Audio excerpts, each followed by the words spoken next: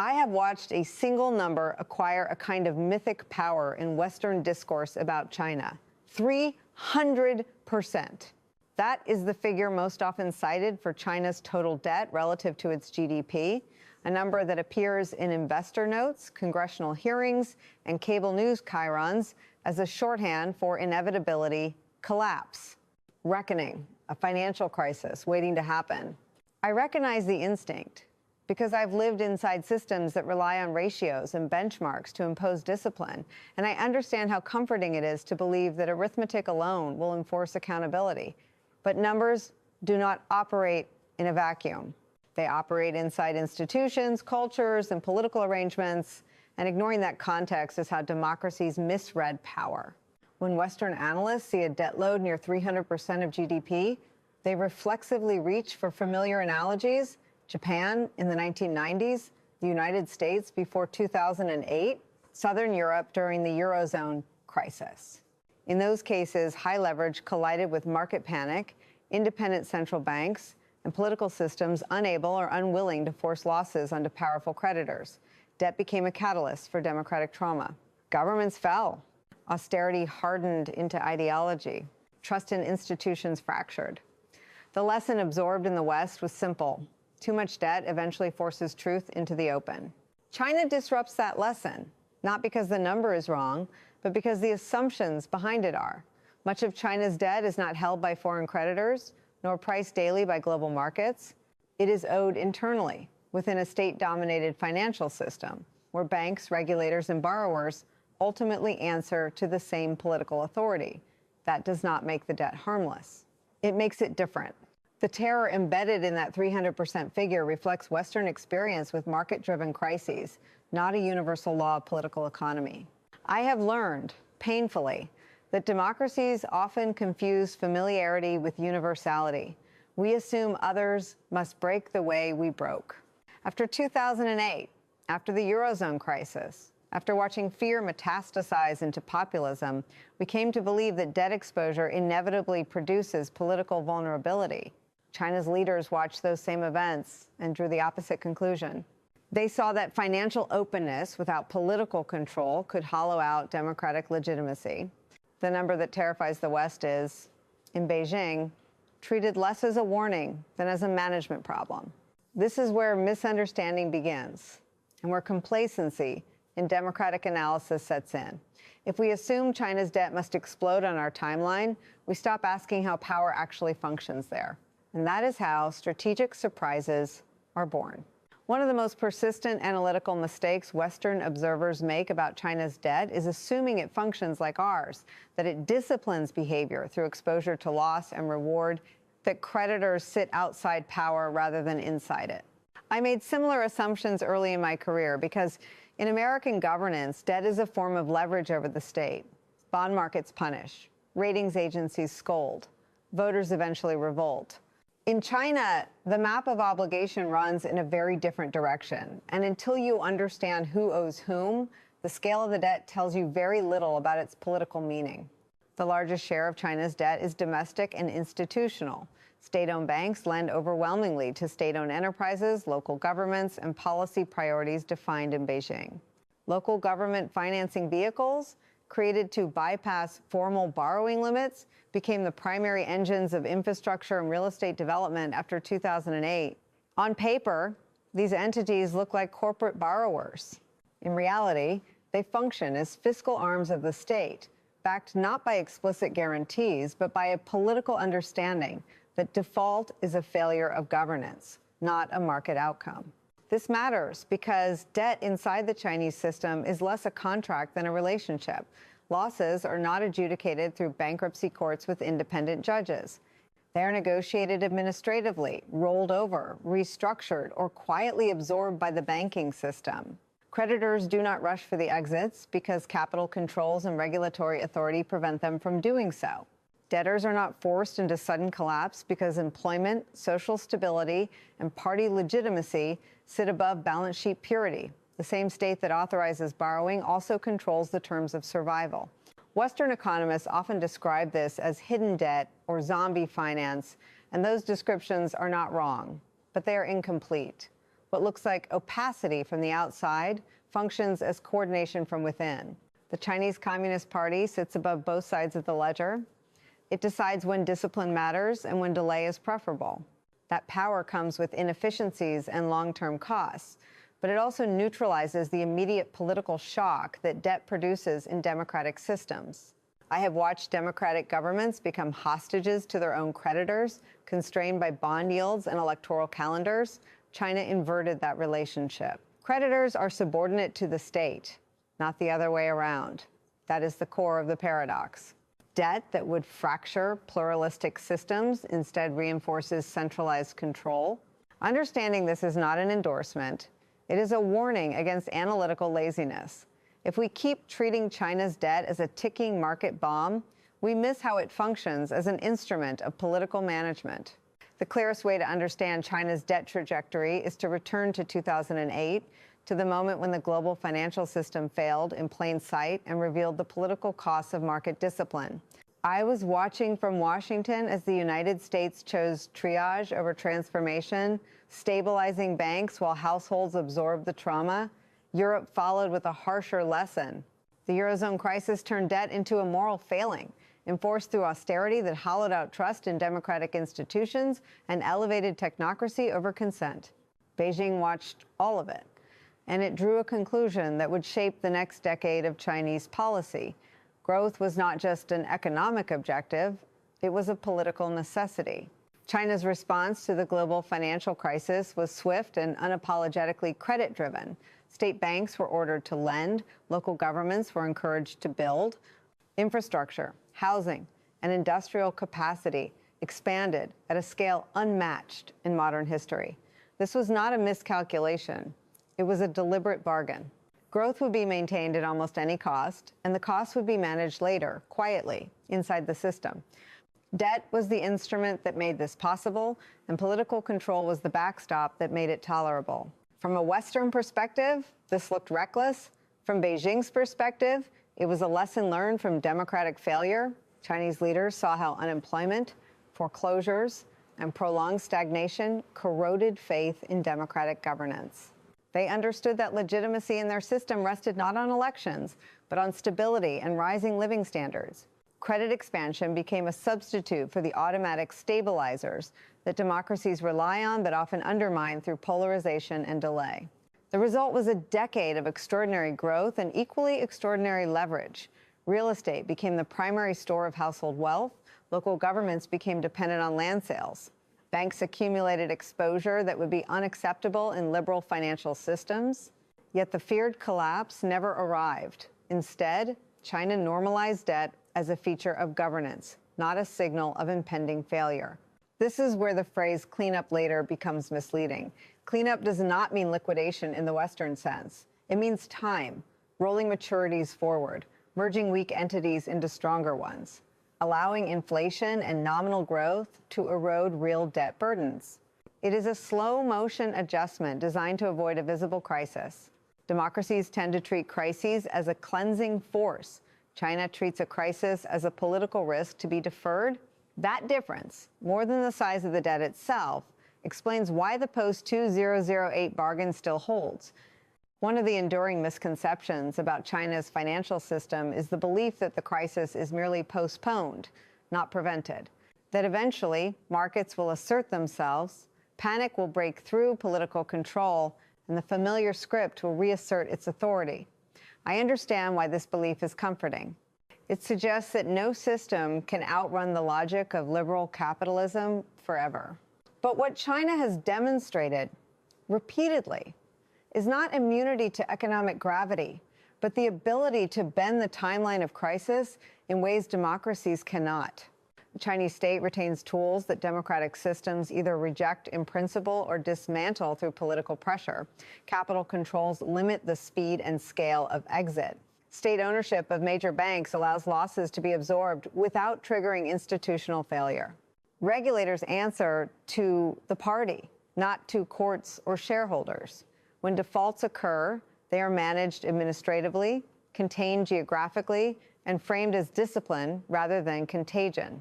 Fear, the accelerant of financial collapse, is treated as a governance problem. This capacity for control is often dismissed as repression, and in many respects, that critique is accurate. But repression is not the whole story. The absence of independent financial media, the lack of real-time price discovery, and the suppression of speculative behavior all reduce the feedback loops that turn stress into panic. In democratic systems, transparency is a virtue that can become a vulnerability. In China, opacity functions as shock absorption. I have watched how quickly democratic leaders lose agency once markets sense hesitation. A single misstatement, a leaked memo, a delayed vote can move billions of dollars in seconds. China's leadership does not operate under that constraint. Decisions are centralized, messaging is controlled, and policy shifts are framed as technical adjustments rather than political concessions. This does not eliminate misallocation or waste, it eliminates spectacle. The Evergrande crisis offered a revealing case study. A heavily indebted property developer failed in slow motion, signaling the end of unconditional bailouts without triggering a systemic panic. Home buyers were prioritized over equity holders. Banks were instructed to extend and pretend. Growth slowed, but the system held. What would have been a Lehman moment in a liberal market economy became a managed deterioration. The cost of this approach is cumulative. Productivity suffers. Innovation is distorted. Capital is trapped in politically favored sectors. But the benefit is time. Time to adapt. Time to redirect. Time to maintain social stability while adjusting the model. Democracies often treat delay as denial. In China, delay is a strategy. And as long as political authority remains intact, a sudden crisis remains unlikely, not because the risks are small, but because they are administered rather than revealed. What becomes clear once you stop expecting China's debt to behave like a Western vulnerability is that it functions instead as a form of leverage. Not leverage in the narrow financial sense, but political leverage embedded in obligation. Debt ties actors to the state, it disciplines behavior, it creates dependence that can be activated or relieved at will. In a system where the boundary between economic and political authority is deliberately blurred, indebtedness becomes a tool of governance. Inside China, debt binds local governments, state-owned enterprises, and banks to Beijing's priorities. Local officials who borrowed heavily to meet growth targets are not simply reckless actors waiting to be punished by markets. They are administrators whose futures depend on central tolerance. Debt restructurings, refinancing windows, and regulatory forbearance are granted selectively, rewarding compliance and signaling limits. Financial stress becomes a channel through which political loyalty is tested and enforced. This logic extends beyond China's borders. Through policy banks and state-backed lenders, Beijing has extended credit to developing countries at a scale that reshaped global infrastructure finance. The Belt and Road Initiative is often caricatured in the West as debt trap diplomacy, a phrase that oversimplifies a more complex reality. Many recipient countries actively sought Chinese financing when Western capital retreated or imposed political conditions. Yet once the loans are in place, renegotiation is not merely an economic process. It is a diplomatic one. Debt restructurings become moments of influence. Terms can be extended, projects paused, or obligations converted into equity or access. China does not need widespread defaults to gain leverage. It needs sustained dependence. The power lies not in forcing collapse, but in offering relief on political terms. This is not fundamentally different from how financial institutions exercise power globally. It is different in that the state is the creditor, and strategy, not profit maximization, sets the horizon. I have watched democracies underestimate this form of power because it does not announce itself as coercion. There are no ultimatums, no tanks, no dramatic seizures. There is paperwork, renegotiation, quiet pressure, and patience. Western systems, conditioned to see debt as a weakness that must be purged, struggle to recognize it as an asset when managed politically. This does not make China's position unassailable. Leverage cuts both ways. Overextension breeds resentment. Failed projects generate backlash. But as long as debt is treated as a relationship rather than a liability, it reinforces China's strategic reach. The mistake is to assume that high debt constrains China the way it constrains democracies. In reality, It has become one of the mechanisms through which power is exercised. No system converts debt into power without paying a price. China's success in managing leverage politically has postponed the crisis, but it has not eliminated consequences. The costs accumulate quietly, dispersed across time and population, harder to dramatize than a market crash, but no less real. This is the part of the story that resists triumphalism, because it reveals the limits of control. The most visible cost is slower growth. The era of double-digit expansion is over, not because China lost capacity, but because debt-fueled investment has diminishing returns. Infrastructure that once unlocked productivity now duplicates itself. Real estate that once absorbed savings now traps them. Capital flows towards safety and political favor rather than innovation. When debt becomes the default stabilizer, it crowds out risk-taking that drives long-term growth. Moral hazard deepens this problem. When borrowers expect rescue and lenders expect instruction rather than loss, discipline erodes, zombie firms persist, local governments delay adjustment, banks roll over loans that would be written down in market systems. The result is not collapse, but stagnation pressure. Japan offers a cautionary parallel, though China's political structure allows it to suppress the social backlash that stagnation produced there. Then there is demography, the most unforgiving constraint of all. China is aging rapidly, with a shrinking workforce and rising dependency ratios. Debt that is manageable in a young, growing society becomes heavier as growth slows and social spending rises. Household balance sheets heavily concentrated in property limit consumption precisely when the economy needs it most. The state can manage liquidity, but it cannot conjure workers or reverse fertility trends through administrative fiat. These pressures do not translate into immediate instability, and that is precisely the danger of misreading them. Democracies expect pain to surface through protest and electoral change. In China, dissatisfaction is absorbed, deflected, or localized. The system's strength in managing debt also masks the social trade-offs it imposes. I have learned that political systems often fail not at the moment of crisis, but at the moment they confuse endurance with success. China's debt strategy has bought time, stability, and influence. It has also narrowed the path forward. The longer the adjustment is deferred, the more constrained future choices become. This is the paradox at the heart of the story. Control prevents collapse, but it cannot generate renewal on its own. Debt can preserve power. It cannot replace dynamism indefinitely. The temptation, especially in democratic societies under strain, is to narrate China's debt story as a morality tale that fails, to assume that because it violates our economic intuitions, it must eventually conform to them through collapse. I have come to believe that this instinct says more about democratic insecurity than about China itself. What China has built is not a broken version of our system. It is a different one, designed around political control rather than market revelation, and its durability forces an uncomfortable reckoning. China has not escaped the fundamental trade-offs of capitalism. It has chosen how and when to pay them. By subordinating finance to the state, it has insulated itself from the kind of sudden legitimacy crises that debt triggered in democracies after 2008. By tolerating inefficiency, it has avoided mass unemployment and social rupture. By managing losses administratively, it has preserved the appearance of continuity. These are not technical achievements. They are political ones. But this model carries its own risks. Without independent institutions to surface failure early, mistakes compound. Without transparent pricing, capital misallocation becomes systemic. Without democratic consent, legitimacy rests on performance alone. That is a narrow foundation over time.